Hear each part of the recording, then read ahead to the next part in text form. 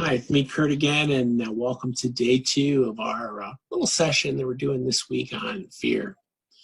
And in yesterday's section, we just kind of overviewed our the fear piece, and today we're going to talk a little bit about what that word means. And we're using 2 acronyms that we're going to be using this week. So let's jump over to those, and let's talk about what we're going to be speaking to on fear today. Welcome to City Campus's week on devotion as we get ready for our upcoming Sunday.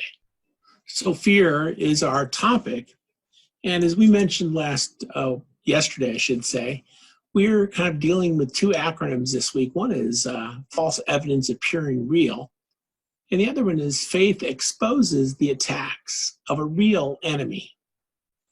And so let's talk about these 2 acronyms a little bit and see if we can cover what they kind of stand for. So we're dealing with false and faith today. We start off with false. And talks about false. I think what appealed to me and what I thought of first is, of course, Satan started it all with a falsehood to Eve.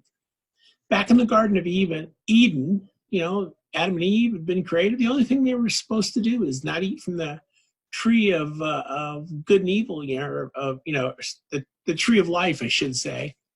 And yet they did eat from it, And so all of a sudden, here they are. And Eve tells Satan, he says, hey, God says we'll die if we eat from this tree. And he says, you won't die. It was that first falsehood. And fears often starts with a falsehood. We're afraid this week sometimes because we don't know everything we should know about this whole virus piece. And so don't let falsehoods make you afraid. Find out what the truth is. Now, in the faith aspect of things, I want to talk about faith because faith allows you to get away from fear. As much fear as you might have this week and the next week and the weeks after about what's going on right now, what you can do is you can pay attention to faith and fear. And this passage was the one I thought maybe was appropriate. It says, such love has no fear, because perfect love, it expels all fear. If we're afraid, it's because we have a fear of punishment, and it shows we haven't fully experienced the perfect love. You see, faith is perfect love, and it expels every fear. So 1 John 4:18 is a good one to read for this. And so hopefully if you've looked at this, the falseness that you may find around you causes fear in the start, and faith casts it out.